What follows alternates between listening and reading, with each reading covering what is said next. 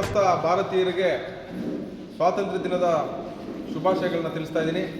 ಏನು ಈ ದಿನ ಹೊಸಕೋಟೆ ತಾಲೂಕು ಟೈಲರ್ಗಳ ಕ್ಷೇಮಾಭಿವೃದ್ಧಿ ಸಂಘದಿಂದ ಒಂದು ಶಾಂತಿ ಸಭೆ ಇಟ್ಕೊಂಡಿದ್ರು. ಇದು ಉದ್ದೇಶ ಏನಂದರೆ, ತಾಲೂಕಿನಲ್ಲಿ ಹೊಸಕೋಟೆ ತಾಲೂಕಿನಲ್ಲಿ ಹಲವಾರು ಜನ ಹೆಣ್ಮಕ್ಳು ಮಹಿಳೆಯರು ಸ್ವಾವಲಂಬಿಕವಾಗಿ ಬದುಕೋದಕ್ಕೆ ಒಂದು ದಾರಿನ ಕಂಡುಕೊಂಡು ಒಂದು ಟೈಲರಿಂಗ್ ಶಾಪ್ಗಳನ್ನ ಮಾಡಿಕೊಂಡು ಜೀವನ ಸಾಗಿಸ್ತಾ ಇರ್ತಾರೆ. ಆ ಒಂದು ನಿಟ್ಟಿನಲ್ಲಿ ಹೊರ ರಾಜ್ಯಗಳಿಂದ ಆ ಎಂಬ್ರಾಯ್ಡಿಂಗ್ ಮಾಡೋಂಥ ಹೊರ ರಾಜ್ಯಗಳಿಂದ ವರ್ಕರ್ಸ್ನ ಕರೆಸ್ಕೊಂಡು ಅವರು ಅಂಗಡಿಗಳಲ್ಲಿ ಸುಮಾರು 30-40 ವರ್ಷಗಳಿಂದ ಕೆಲಸ ಮಾಡ್ತಾ ಇದ್ದಾರೆ. ಬಾಡಿಗೆ ಮನೆಗಳಿದ್ದಾರೆ.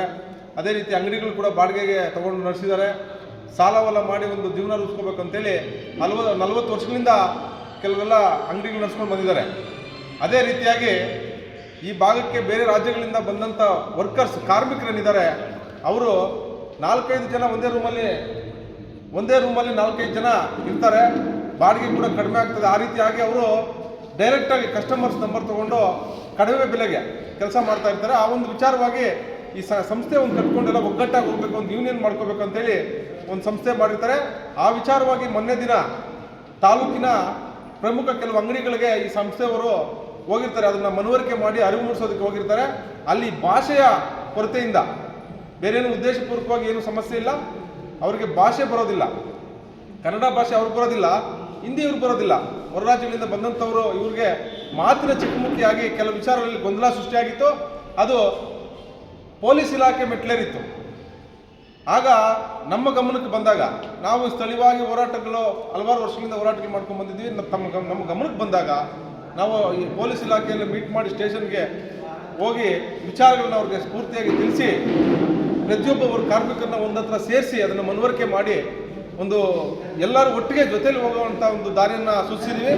ಅದೇ ಒಂದು ವಿಚಾರವಾಗಿ ಇವತ್ತಿನ ದಿವಸ ಬಾಬಾ ಸಾಹೇಬರ ಒಂದು ಭವನದಲ್ಲಿ ಇವತ್ತು ಎಲ್ಲರನ್ನೂ ಕಾರ್ಮಿಕರನ್ನ ಕರೆಸಿ ತಾಲೂಕಿನಾದ್ಯಂತ ಪ್ರತಿಯೊಬ್ಬ ಕಾರ್ಮಿಕರು ಕೂಡ ಹೊಸಕೋಟೆ ತಾಲೂಕು ಟೈಲರ್ಸ್ ಕ್ಷೇಮಾಭಿವೃದ್ಧಿ ಸಂಘದಲ್ಲಿ ಒಂದು ಮೆಂಬರ್ಶಿಪ್ ತಗೊಂಡು ಆ ಒಂದು ಮಾರ್ಗದರ್ಶನದಲ್ಲಿ ಪ್ರತಿಯೊಬ್ಬ ಕಾರ್ಮಿಕರು ಕೂಡ ಹೋಗ್ಬೇಕು ಅಂತ ನಾವು ಸೂಚನೆ ಕೊಟ್ಟಿದ್ದೀವಿ.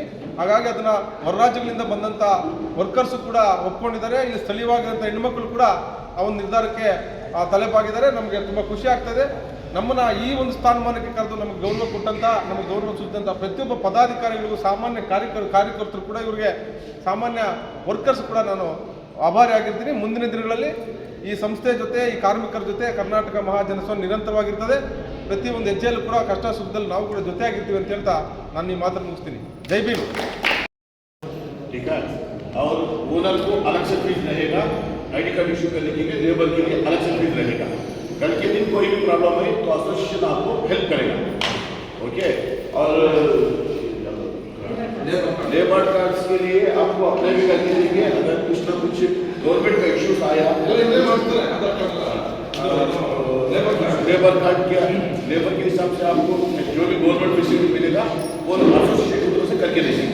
इसीलिए कंपल्सरी जितना भी दुकान का ओनर्स है और जितना भी वर्कर है, ओनर के पास जितना भी वर्कर है, उनका आधार कार्ड और फोटो, एक फोटो कंपल्सरी, उनका आधार कार्ड और जो ओनर का दुकान है उसका रेंटल एग्रीमेंट और लाइसेंस इधर प्रोड्यूस करना पड़ेगा. आपको मेंबरशिप होना पड़ेगा. ठीक है, एसोसिएशन में मेंबरशिप होना पड़ेगा पहली बार. उसके बाद में आप लोग बैठ के जो भी आपका वर्किंग प्रोसीजर है वो फॉलो करेंगे. ठीक है, जो रेट टर्म्स एंड कंडीशन है वो आप लोग के दायरे के अंदर आएगा. आप लोग उसके हिसाब से चलेंगे.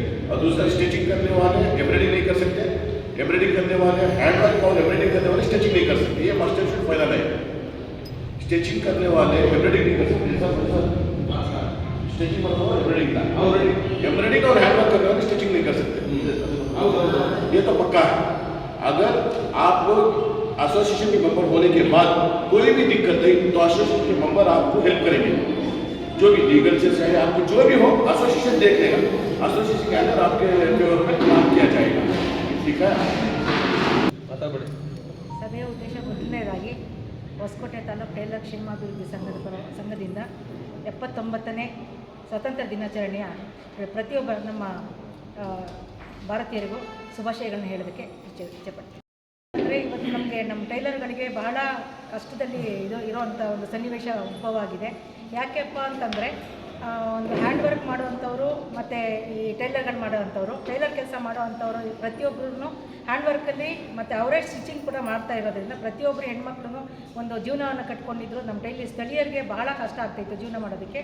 ಹಾಗಾಗಿ ಈ ಒಂದು ಸಭೆಯನ್ನು ಒಂದು ಏನು ಮುಕ್ತವಾಗಿ ಮಾತನಾಡಿ ಒಂದು ಬಗೆಹರಿಸ್ಕೋಬೇಕು ಅಂತೇಳಿ ಈ ಒಂದು ಸಭೆನ ಇವತ್ತಿನ ದಿವಸ ನಾವು ಆಯೋಜಿಸ್ತೀವಿ.